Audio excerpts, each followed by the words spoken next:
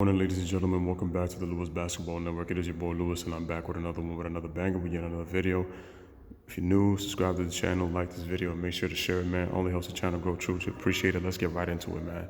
So last night I was disgusted, utterly disgusted by the Boston Celtics, and I need to look for Paul, who's Mr. Paul. I'm looking for Mr. Paul. It's over after Game 1, Pierce, because apparently after the Bucks won Game 1 in convincing fashion that they were going to win the series automatically and Milwaukee was going to lose in about 5. Well, it's Game 4 and the Milwaukee Bucks have won 3 games in a row and they have a 3-1 lead on the Boston Celtics. They win today 113-101. What I noticed from the Bucks is they've made adjustments throughout the series that the Celtics haven't made. And let's look at the numbers. Giannis Antetokounmpo, 39 points, 16 rebounds. He had 12 in the fourth quarter. Let's see. Middleton struggled 4 of 19 but chipped in 13. Bledsoe chipped in 13. George Hill played well in 27 minutes. He chipped in 15 points.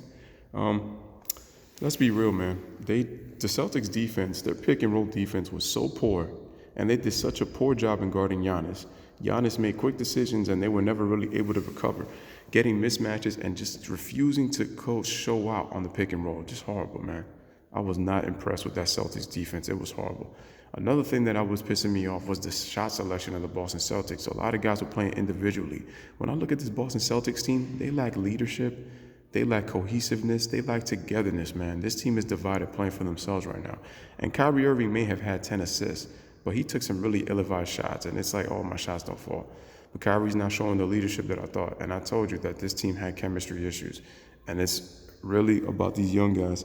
Now, the Celtics have a chance to win Game 5. Their backs are against the wall, so I expect the Celtics to play better. The closeout games are always hard, but I'm telling you right now, Kyrie Irving loses Game 5, he will never hear the end of it from the media and his haters. Trust me, he'll never hear the end of it. And all they're going to say is, oh, you see, this is what you get for leaving LeBron James and thinking you could lead a team. Look at that. You got egged right in your face the 1 year that you're healthy. And we have to understand something, too. The Celtics only won 49 games. And the Indiana Pacers, they had a double-digit lead in 3 of the 4 games. They just didn't have the scoring punch to deal with the depth of the Boston Celtics. That's where they missed Victor Oladipo.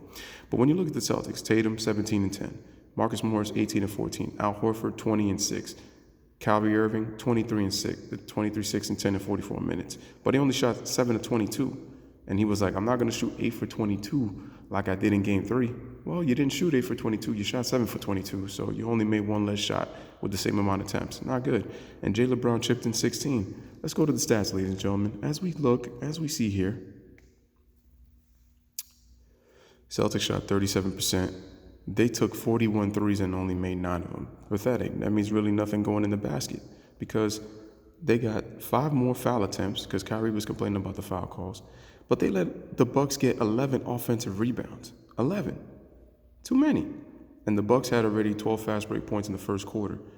Assists were even, blocks were even, steals were about the same, Bucks getting 1 more. The Celtics did a poor job of forcing turnovers. Both teams took care of the ball, but the Bucks defensively, look at this, 66 points in the paint. They didn't even try to make the Bucks force on the outside, and the thing is, the Bucks just struggled. But the Bucks are one of the best 3-point shooting teams in the league. But the fact that they failed to guard the paint was just horrible, man. And it's not looking good for the Celtics. So they better get their act together if they're going to win this series, honestly, man. Because it's not looking good for them. So Game 5 is tomorrow in Milwaukee. And let's go here.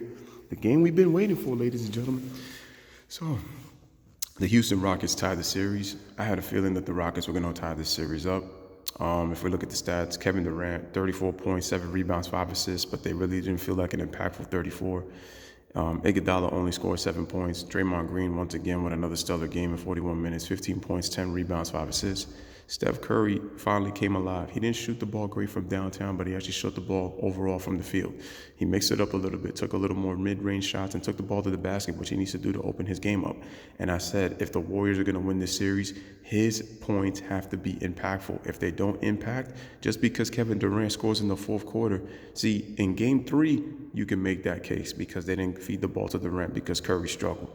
But Curry did a much better job opening his game up. Klay Thompson, I don't know what's going on with him, man, but he's struggling really bad. I don't know if it's the ankle or if it's just a lack of focus and his inability. He's getting into foul trouble, and these guards continue to get in foul trouble. And the Rockets are doing a good job of forcing these guys to play defense by being aggressive. I still need Chris Paul to be more aggressive because to me, he's still due for a breakout game. But once again, the bench, 11 points. Kayvon Looney gave you a little bit, but Sean Livingston, 2 points, 14 minutes. Alonzo McKinney, 2 points. Not good, man. Jordan Bell, Quinn Cook, no good, man. No good. So this Warriors bench is thin. And I'm just sorry, the Warriors, they do look vulnerable right now. People gonna say 6 or whatever, but we'll see what happens in Game 5 when we respond. But I like the fact that the Rockets are giving the Warriors competition, and I like the fact that the Rockets made some adjustments, which is great. Now, if we go to Houston's side, P.J. Tucker played great defense on Kevin Durant, had 17 points, 10 rebounds. Eric Gordon chipped in 20 with another solid game. Clint Capella wasn't really a non-factor. The Warriors took away his lob threat. But James Harden, 38 points, 10 rebounds, 4 assists. He played great. He played awesome. He really mixed his game up. Chris Paul, I need him to be more. Austin gave you a solid 10 points. The Houston bench only outscored them, 18 or 11, so not really major. But Austin's played well, shooting 50% from three-point range. Happy birthday, Chris Paul's 34th birthday. He gets gift wrapped with a win. And the games have all been close, ladies and gentlemen. Warriors by 4, Warriors by 6, Rockets by 5, Rockets by 4. So the margin of victory, if you combine the 4 games, has only been Golden State 10-9 for both teams' wins. So it's crazy, man. It's really close. So I like the fact that there's an even matchup now, and we have a great series now. So Game 5 is going to be really exciting, man. Let's go to the stats.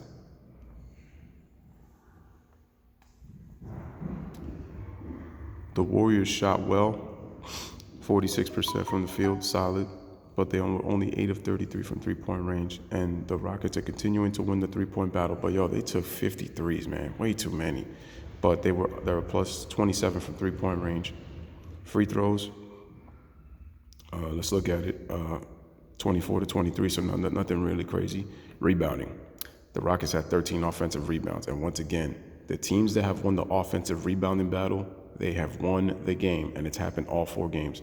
The Warriors, once again, their 24 assists, it felt like if they never really passed the ball, because I felt like the Rockets made them a more ISO team, especially down the stretch. 6 blocks by the Rockets, 6 steals.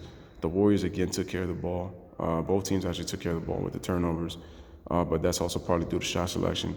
The Warriors had 52 points in the paint, so they're showing you that they could score many other different ways. And then at the fouls, the Rockets committed slightly 2 more fouls than, the Warriors, 2-1. Game 5 is going to be on Wednesday in Golden State, so I'm looking for a big game there. It's going to be awesome. But when you look at it, ladies and gentlemen, in my opinion, I honestly think that in order for the Warriors to win, Curry's got to be more impactful, especially with his three-point shooting. He was only 4-14 from three-point land. Klay Thompson also. Steve Kerr has got to run plays to be able to free up the Splash Brothers. If they don't impact the game, the Warriors are not going to win, because the Rockets are saying, we're going to let Kevin Durant get his, but we're not going to. We're going to stay at home with the shooters. Curry did a good job of making an adjustment, going to the basket and being aggressive. Klay Thompson needs to try to get some easy ones to open up his three-point game. And also Steve Kerr has got to draw plays. And if I'm the Warriors, I would defend James Harden from behind so he doesn't get to do his step-back threes. Now, you could say that it could lead him into the lob, or also do a better job of what Baldwin out too, like not let get the ball in his hands. Or what they could do also is take a page out of what the Rockets are doing. Let Harden get his and stay at home with everybody else and not impact the game. But that's what I would do, man. That's just me. But Klay Thompson needs to wake up, ladies and gentlemen, because they're not going to win if Klay and Curry don't impact the game. So once again, this is your boy Lewis with another one, man. Let me know what you guys think in the comments, man, for both games, as always, man. You know what? I think the Bucks are going to close out the Celtics. The Celtics, like I said, they can win. If the Celtics win Game 5, it's going to Game 7, because I don't think the Bucks are going to close them out again like they did those two games in Boston. So they proved they could win on the road, but I'm going to tell you right now, if the Boston Celtics win Game 5, I think it's going 7. So if I'm the Bucks, I try to eliminate the Celtics as fast as possible. And I'm telling you, if Kyrie Irving loses his series, it's not going to look good on his part, especially with the fact that if he decides to leave and happens to, let's say, reunite with LeBron in Los Angeles, I'm telling you, Kyrie's never going to look the same. He's going to be looked at as a hypocrite. But anywho, let me know what you guys think in the comments. As always, bless up, one love, peace. Thanks for watching.